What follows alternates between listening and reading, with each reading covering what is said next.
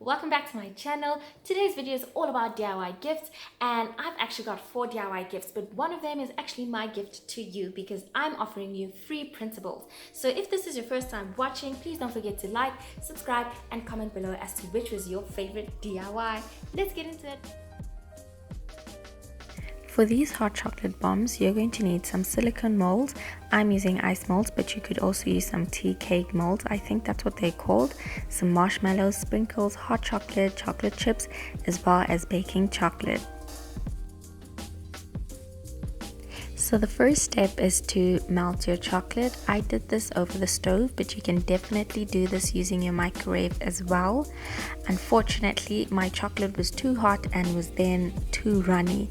So it took me a bit longer to do these molds than it should have, but it worked anyway. So just make sure that once your chocolate's melted, you scoop some of it into your mold and you cover the whole entire area with chocolate, and make sure that you distribute the chocolate evenly.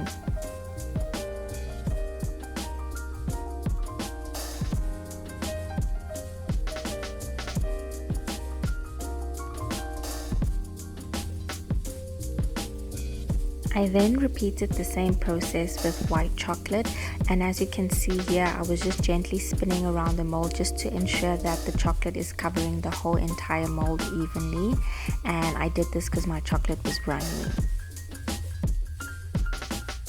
I then popped my molds into the fridge for a few minutes and waited for my chocolate to solidify. Once the chocolate solidified, I then took them out of the molds, and as you can see, I've got 2 chocolate domes.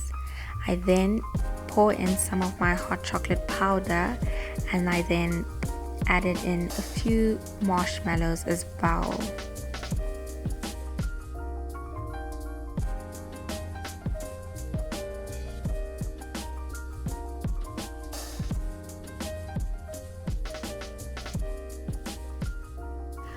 Once you're satisfied with your fillings, we will then be closing our bomb. I just made sure that mine was not too full, and I'm quite glad it wasn't. So you will then need to warm up your pan, and once your pan has been warmed, you will then take the empty chocolate dome and place it into the hot pan. Just be careful with this, it is quite slippery, so you need to have a firm grip but not too harsh or hard that it cracks your chocolate dome. You will then place this empty chocolate dome onto the other one, and the melted chocolate will just melt and combine and join with the other dome, and that is how you actually create your hot chocolate bomb. Now we're just moving on to decorating it, and I just wanted to drizzle some melted chocolate on top just to add some visual interest, and I then also used some of the sprinkles as well, and I specifically wanted pink and white sprinkles because I was going for a certain type of look for this specific hot chocolate bomb.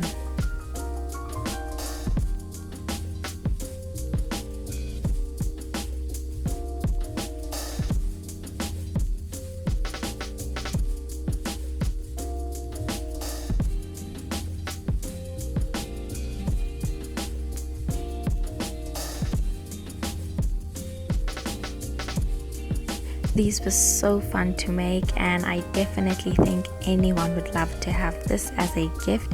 It is easy, affordable, and really cute to make as well.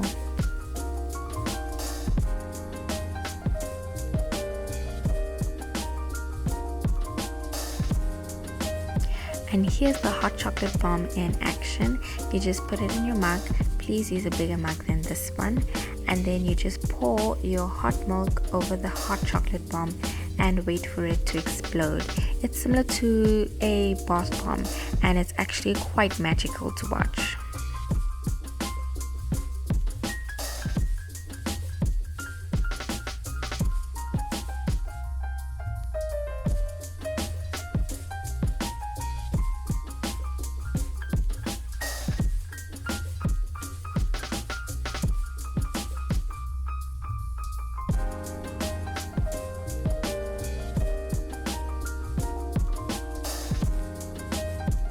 For the next DIY, you're going to need an app called Canva.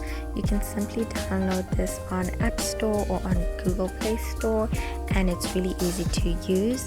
Once you've installed it, you will just go onto it and then look for the right dimensions for your art print. And I used the poster dimension. I then went and searched for literally the word blob so that I can get all of these abstract looking blobs that you see right here. I then chose one that I liked and placed it where I wanted it to be placed. I then looked for my second blob, and I wanted one that was slightly smaller and shorter than the first one. I then placed this one as well, not too far from the other one, and I then changed the color a bit and started looking for other elements. This is such a fun DIY to make because you literally can do anything. You can just fiddle around with the different elements that you find on this app and just let loose and find something that you might like.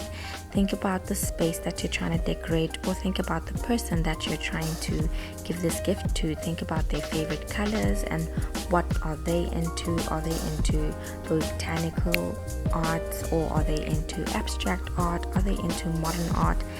Look at what they're interested in and then work with that. Alright, after I corrected the color, I then went on to search the element botanical. You might not be able to see some of these elements because they are actually black and the background's black, but I just looked through it and browsed until I found the appropriate botanical element for this specific art print.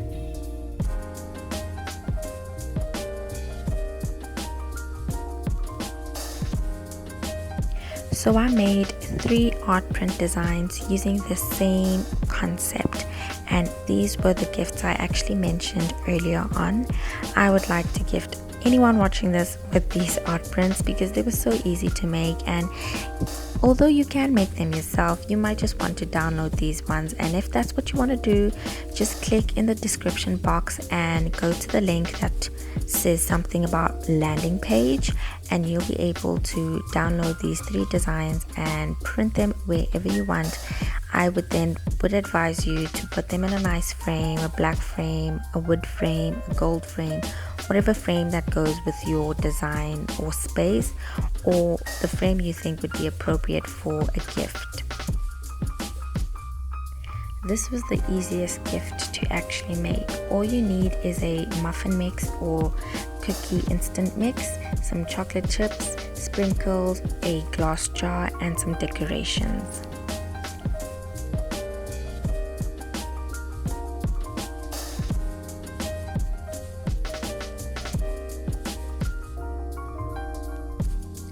The sprinkles and chocolate chips will not only bring a unique taste or different taste to the instant mix, but it also adds some, nice colorful decorations in your glass jar.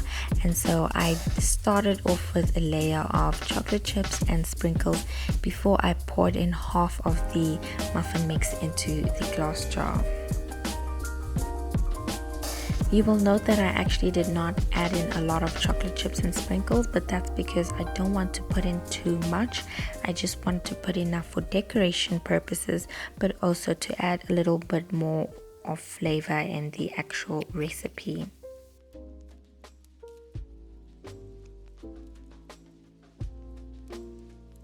Once I've poured in my muffin mix, I then added some more of the chocolate chips, and I put this towards the outer edge because I wanted them to show through the glass, and I then pushed the rest of them towards the edge of the glass so that it shows more.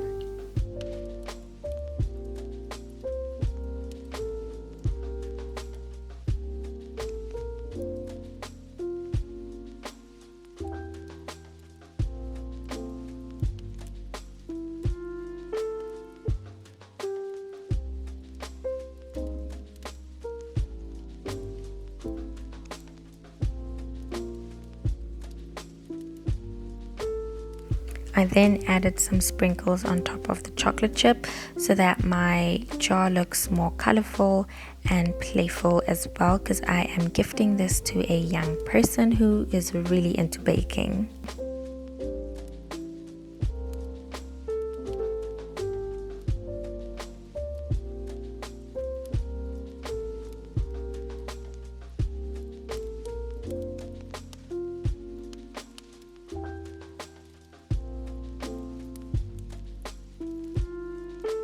The rest of the muffin mix is then poured into the jar.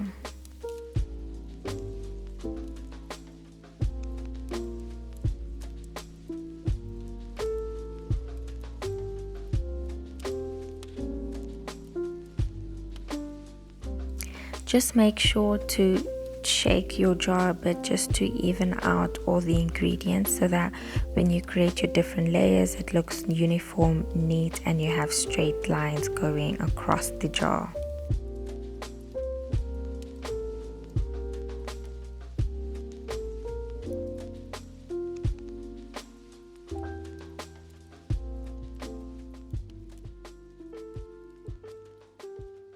I actually decided to decorate this jar a bit more off camera, and I added a small little cloth with some patterns on it and some pretty sequin string, as well as some pom-pom string, which is I think typically used for sewing.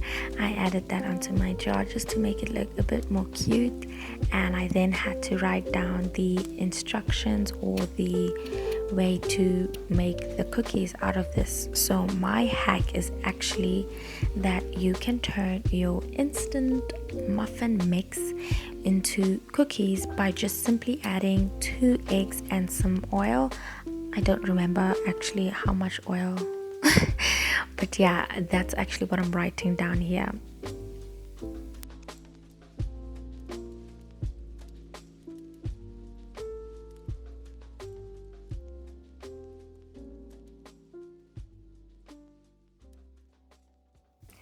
And lastly, my favorite DIY, the watch box. You're going to need a craft box, some acrylic paint, some glue, chipboard material, pillow stuffing, as well as cardboard. You can use this tutorial to make a watch box or a jewelry box or any sort of storage box with any color in mind. With my foam brush, I started off with painting the box. I definitely should have taken off all of these handles beforehand, but don't you worry, I actually did get to do that later on before I proceeded with painting. Now, I wasn't using the traditional way of painting or method of painting simply because I didn't want any strokes to show on the surface of my watch box. So as you can see, I was just briefly brushing and swifting, or I don't even know what to say I was doing, but I was lightly brushing the paint onto the surface, as well as smudging any streaks I could see or strokes I could see as I was painting it. I then removed the handles using the screwdriver and gently or carefully place them away. Just make sure that you put these away safely because these screws are really tiny, and yes, I am a very clumsy person. And yeah, just make sure you put them somewhere safe so you don't lose any screws.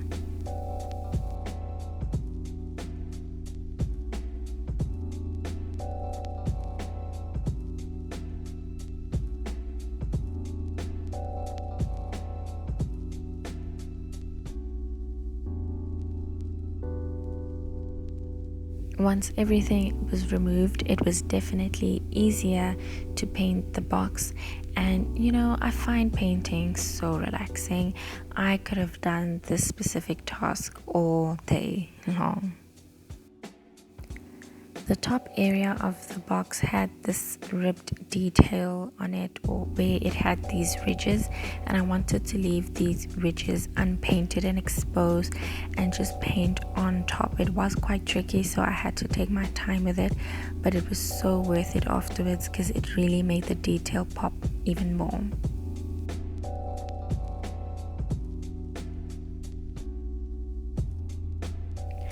With the multi-tool, I was then able to etch lines into the chipboard. So I had taken measurements of the box and I then cut 3 pieces of the chipboard, which I will be using to make partitions inside the box. You'll see it later on if it's not making any sense. But I use this multi-tool just to make some etching or to just give it some guidance so that when I break it, it just pops and breaks in a straight line.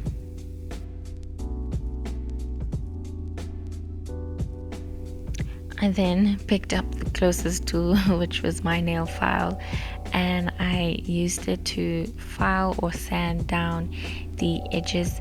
And now you can see what I meant when I said I used the chipboard pieces to create partitions inside the box. For the rest of the partitions, I used cardboard because it was definitely easier to manipulate as it is softer. I used some craft glue and some material to cover the cardboard. I had chosen material that was the same color or a similar color to the chipboards. However, as you can see, I used way too much craft glue and it leaked through, and I did not like the look of that. So I did end up changing the color of these little cardboard pieces to black.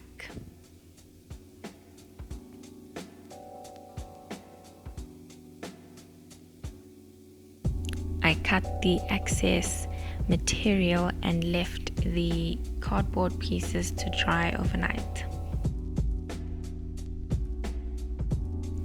I then created cushions for my watches, and for this I cut 3 pieces of material, one is square and 2 of the materials were like 1/3 the size of the square, and you overlap the 2 materials over each other so that when you sew it and you turn your cushion over, you can then add your cushion stuffing without having to sew it again, and your cushion stuffing will not fall out. This is basically like the general cushion sewing pattern people use.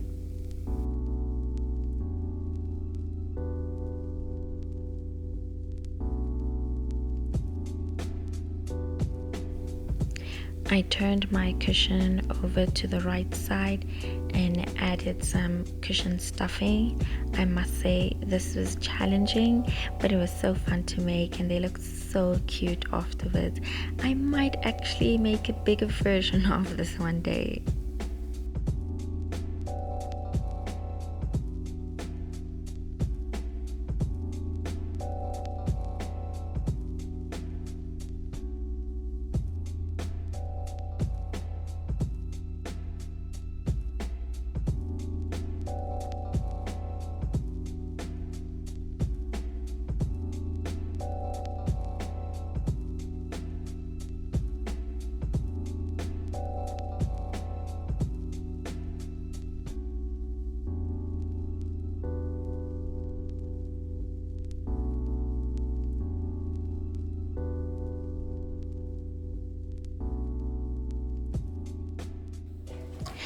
Then using a hot glue gun, I then glued down all of these partitions, starting with the partitions made using the chipboard.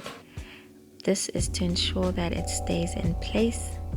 I then moved on and added the partitions made out of the cardboard as well.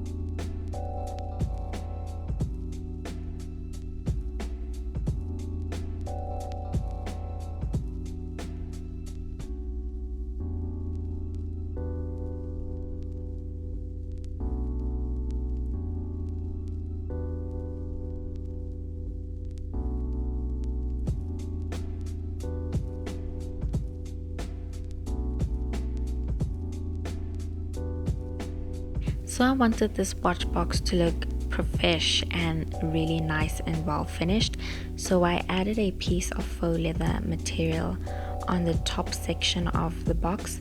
I first used a hot glue gun for this, but I did not like how it looked because you could actually see where the glue was placed underneath the material. So I ripped this one out and did it again, and this time I used some craft glue and left it overnight to dry. After adding some finishing touches, I was really pleased with how this one turned out.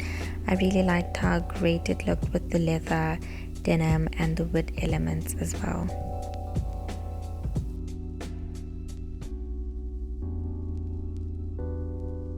So those were my 4 DIYs. My absolute favorite was definitely the watch box.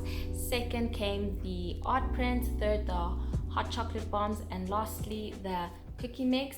It was really fun making all of them. And yeah, if you really liked it, please don't forget again to subscribe, and see you guys next time. Bye.